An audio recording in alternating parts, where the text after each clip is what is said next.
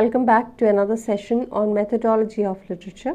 We continue with deconstruction, which we shall begin Roland Barthes and also Michel Foucault, but we shall not be dealing with Michel Foucault in detail because you already have Michel Foucault in Marxist criticism.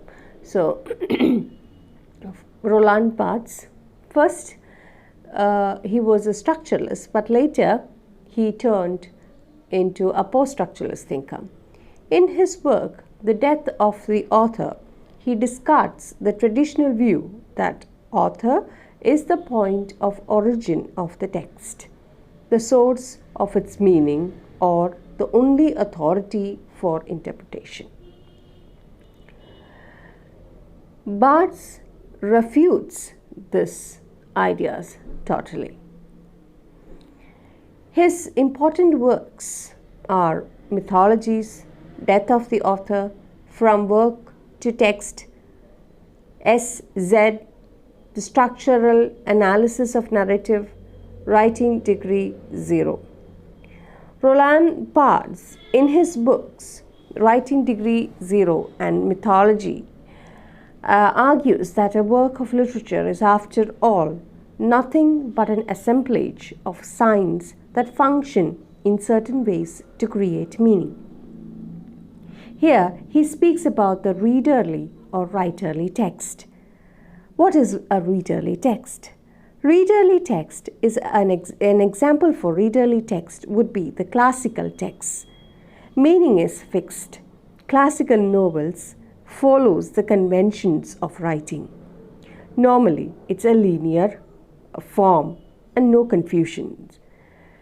There is a standard representation of characters. There isn't much multiple meaning. Most readerly texts give you the right meaning, that is the signified meaning. So it is a readerly text. Reader is passive, no confusion to understand. Postmodern texts, on the other hand, are writerly texts. They cannot be understood easily. The reader here is not passive, rather, he actively participates in establishing the meaning of the text. Example, French Lieutenant's Woman or Nagmandala. It has multiple meanings, multiple endings. So here he is actively participating to bring out the meaning of the text. The reader is now in a position of control, taking an active role in the construction of the structure of meaning. Such a text makes reader no longer a consumer but a producer of the text, and this is called writerly text. The next concept that he talks about is death of the author. He argues that when the author writes a text, he is no more dominant in it. How the reader looks at the text is more important. The reader's intention is more important. So he says there is a metaphorical death of the author. The author has to die metaphorically. Only then the reader is born. As the writing process begins, the writer enters into a process of his own death. So who speaks in the text? The language speaks in the text. Linguistically, the author is nothing. What we are reading today is not the author, it's language. As soon as he begins writing, he is dead because he has no control over his text. It depends on the interpretation of the reader. And the birth of the reader happens with the death of the author. This is a very important point that you have to bear in mind. So as Derrida said earlier, no author is original. All depend on the existing language. So we are not in any way original. We are using things from the environment and we create a photography of it. Since the word has multiple meanings, these according to Barthes, it is, or according, not just Barthes, according to Derrida and Barthes, it creates a misreading. Especially Barthes says that it creates a misreading because you cannot find a single meaning, as what Saussure said. So Barthes is contradicting Saussure. Saussure said that meaning can be found in the signifier-signified relationship. But Barthes contradicts it and says that it is difficult to find meaning. It is rather impossible to locate meaning. No single meaning can be found. For instance, if I am to use the word summer in a novel, the summer can mean anything, or can have multiple meanings, or can have different meanings to different people. Summer to me, perhaps I was speaking about the summer as of the summer season. Perhaps the one who's reading this text would get, and who believes in life as an life, or who believes in the carpe diem principle, to him or her it would be about living life to the fullest. To somebody else it would be about summer as of the time of youth, the time of the youth. Or to somebody else it would be to a younger generation it would be their time. To some it would be the yesteryears, the gone days, the bygone days, the summer of their life. To an elderly person it would be a reminiscence of the summer of their life. So it can have multiple meanings, different meanings to different people. Another very famous, or rather a famous example would be the word mug.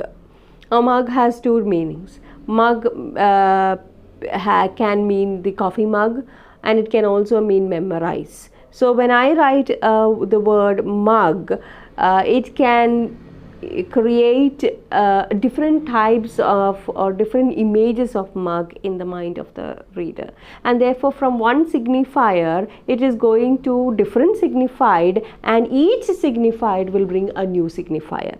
So you cannot locate text, you cannot locate meaning in a text. Okay, and so Roland Barthes, when he speaks about the death of the author, he says that here there are chances that the reader can go for a misreading. There are chances of a misreading, because you cannot try to state that, or you cannot say that the reader will find the exact meaning as conveyed by the author. The author has no authority over the text. So to sum up, a writer is nothing to Roland Barthes, because he uses everything from the cultural dictionary. He borrows language from the environment. So he is not creating anything new. He's just using things already there at hand. He just holds the language and absolutely has no authority over the text and meaning. Another example would be Shakespeare and his plays. Don't we have multiple meanings? Yes, Hamlet. Hamlet is all about the story of the Prince of Denmark and how he procrastinates, keeps procrastinating, and eventually ends up in a big tragic, or it leads to a big tragedy. Now, the reason why he procrastinates, or the reason why he keeps postponing killing his uncle, is interpreted by several critics, several people, in several ways. Freud has interpreted it as an Oedipus complex, a Hamlet suffering from Oedipus complex. And to somebody else, it's just Hamlet's, A.C. Bradley says that it's just Hamlet's character. It's nothing more than that. He keeps procrastinating. So it means differently to different people. Okay, and there's always a chance of, there's always a misreading and you cannot get the accurate meaning. Another thing, Hamlet, when it was written in the 16th century. When read in the 17th, 18th, 19th, 20th, 21st century, things will change, meaning will change, because there is a lot of change in the environment, there's a lot of change in culture, there's a lot of change in the way we look at the world. Look at us today with this pandemic. Don't you think it has changed the way we had been living? The earlier ways of our life is now a past, a tradition now. Now we have embarked on a new, very modern, very totally different stage of life, right? So it keeps changing. So therefore, when a text is read, it depends, the meaning of the text also depends on time. It is time dependent, it is age dependent, it is era dependent, it is dependent on the type of reader. So a text can be read with multiple interpretation. So according to him, according to Roland Barthes, the author must die, and only then the text can be read with multiple interpretation. The author must die here means a metaphorical death of the author. Don't try to bring the author's intention. Don't try to get to the author's intention, because that cannot happen because of this relationship of signifier signified. So Scher's relationship of signifier and signified is wrong, because that's what the post-structuralists say, that's what the deconstructionists say, because every signifier leads to a signified, but then again it slides and goes to another signifier, and a signified, it is an endless chain, so meaning cannot be located. Okay, and now we move to Michel Foucault. Michel Foucault's discourses are all about power, and his books Madness and Civilization, The Birth of the Clinic, The Order of Things, Discipline and Punish, The History of Sexuality, all these are very seminal, very important work that Foucault has given to the world. Foucault too agrees with Barthes in the death of the author, and he says what is an author. And according to Foucault, even an author is just a cultural construct, because they come to existence with according to the changing economic, social, institutional arrangements over many centuries in the world, and so authorship is neither natural nor is it necessary. Okay. And please do read page 63. You can Peter Barry has summarized or has described what post-critics do in page 63. So kindly read page 63. And now we shall move to reader response criticism. Reader response criticism refers to some approaches since 1960s. It emphasized the fact that meaning of the text is produced by the readers.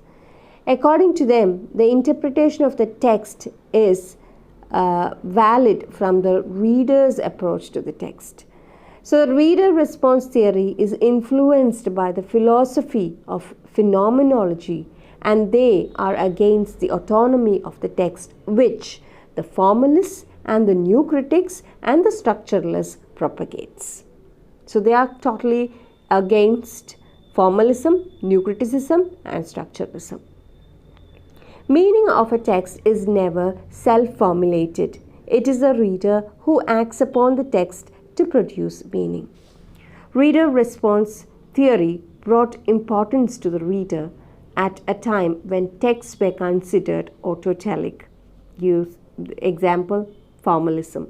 To the formalist, text was everything. The reader is not concerned, you don't give importance to the reader nor to the writer, and the text is everything. But here, reader response theory brings or gives importance to the reader. Some great practitioners of this theory are Wolfgang Isa, Stanley Fish, David Bleek, Norman Holland, Michel Raffater, and this was developed from the philosophy of phenomenology and hermeneutics of 1940s and 50s. Reader response theory arose as a critical theory giving importance to the reader and his or her subjective responses. Let's first discuss Roman Ingarden. But before moving on to Roman Ingarden, let's discuss Edmund Husserl. Edmund Husserl was one of the leading phenomenologists. He was a Jew, a mathematician, and an astronomer. He was a contemporary of Sigmund Freud. If Freud is known as the father of the discipline of psychoanalysis, Husserl is credited for laying the foundations of the philosophical study of phenomenology. Now, what is phenomenology? Phenomenology is the study of structures of consciousness as experienced from the first person point of view, that is the subjective point of view, how I view it, how I experience it, etc. Husserl, according to Husserl, quote, no object of the category work of art could occur in the objectivational world of any being who was devoid of aesthetic sensibility, who was, so to speak, aesthetically blind, unquote. That is, his phenomenology directs us to a reader-oriented literary theory.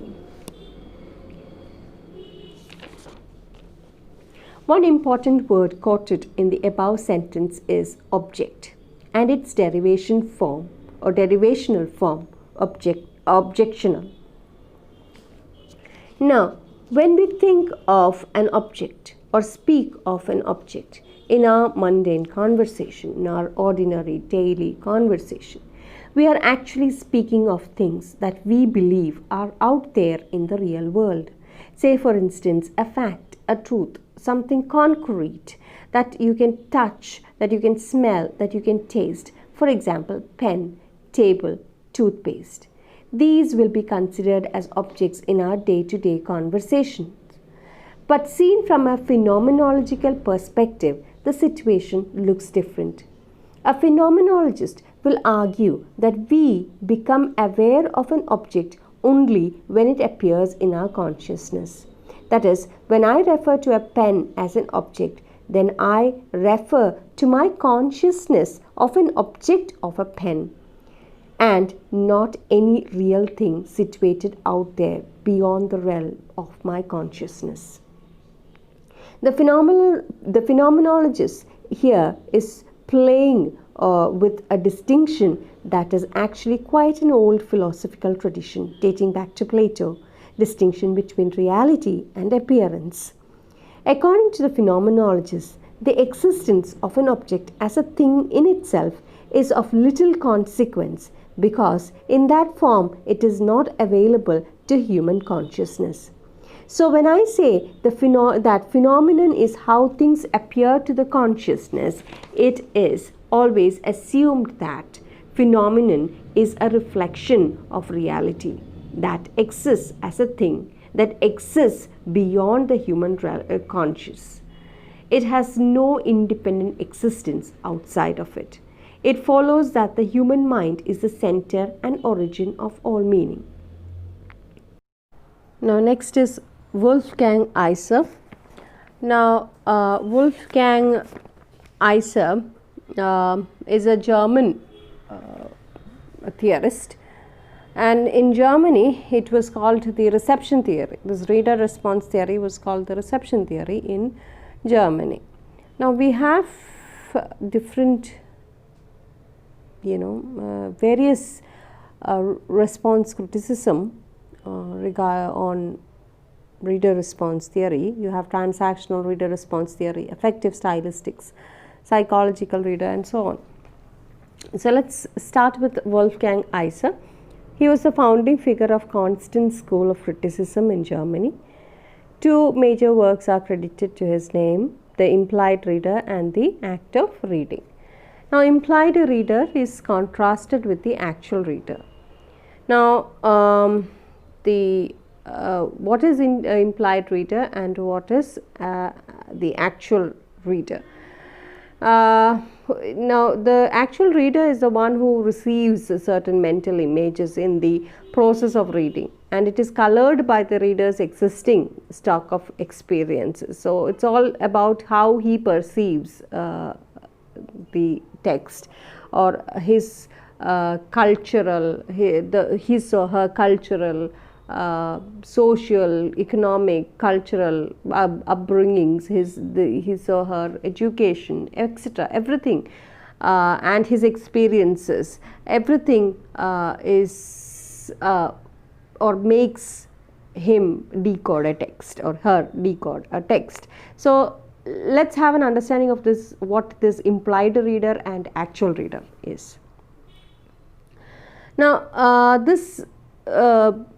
one reason for textual gap. Now, there are few reasons. There is something called textual gap. Textual gap means a disruption of coherent progression, means a disruption in the understanding. So, there are various reasons for textual gaps, among which one of which is the implied reader and the actual reader. So, let's try to understand what is the implied reader and actual reader. The implied reader and the actual reader, what are they and how do they compare to one another?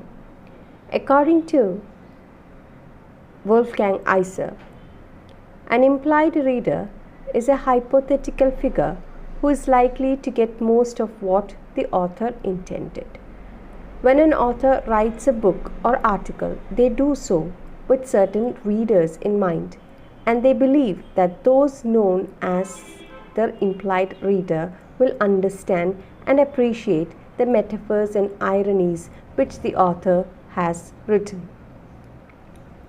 According to Isa, the actual reader, who may eventually manage to get through the book, such as when one is struggling to enjoy it because the book is either too complex or they do not understand the metaphors and ironies which the author has written.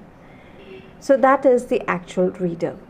Like, for instance, an example would be Jane Austen and her novels. When she wrote this book, or when she wrote her novels, she had in mind her or few readers that would, or who would appreciate the metaphors and ironies in her novels. She had in mind the white, British, middle class women, perhaps. And she perhaps also had in mind the heterosexual relationship, man-woman relationship. And it would have pertained to the 19th, early 19th and late 19th centuries. But when the actual reader is one who is totally different from what the reader had in mind, who would find it difficult to enjoy the metaphors and ironies that the reader had intended. That is, for instance, imagine the novel of Jane Austen read by an African American and who perhaps is a homosexual person in nature. So this leads to a gap or textual gap according to Wolfgang Isa. So the implied reader is the one which the reader has in mind and who will be able to understand or appreciate what the reader has written, because that reader is familiar with the writer's point of view and there is no difficulty in understanding the text, whereas the actual reader is one who struggles to enjoy it because the book is either too complex and do not understand, or has a totally different point of view from that of the writer. So that is the actual reader. The term implied reader is the reader who creates the text for themselves, whereas the actual reader receives certain mental images in the process of reading However, the images will soon be colored by the actual reader's existing stock of experiences. Transactional reader response theory. Now, this theory of Louis Rosenblatt analyzes the transaction between text and reader as a fine balance between the text and the reader. She insists that both the text and the reader are necessary in the production of meaning. Her seminal work, The Reader, the Text and the Poem, the Transactional Theory of the Literary Work, of great importance in this field of transactional reader response theory. According to her, a text stands for the printed words on the page, while the poem stands for the literary work jointly produced by the text and the reader. The text is just a stimulus to help one to apply the already stored feelings in the consciousness of the reader. That is, it evokes the already present feelings in the reader. It is assumed that any written work does not produce the same meaning for everyone. This is because each individual or each reader has his individuality, his background, his beliefs, his ideas, his understandings, his limits and weaknesses, and ability, and also his ability to comprehend, and so on. So the text becomes a blueprint. She argues that a poem is mostly about reading for pleasure and experiencing the poem. That is, it has an aesthetic approach and it is not an efferent one. Efferent, which means reading to gain meaning. No, that is not the idea. It is mostly for an aesthetic. It is an aesthetic approach. Next person is Stanley Fish. Stanley Fish is, or his idea, the affective stylistics, is based on the idea that a literary text is an event that occurs in time. A literary text is born only at the time when it is read, and it is not an object that exists in space.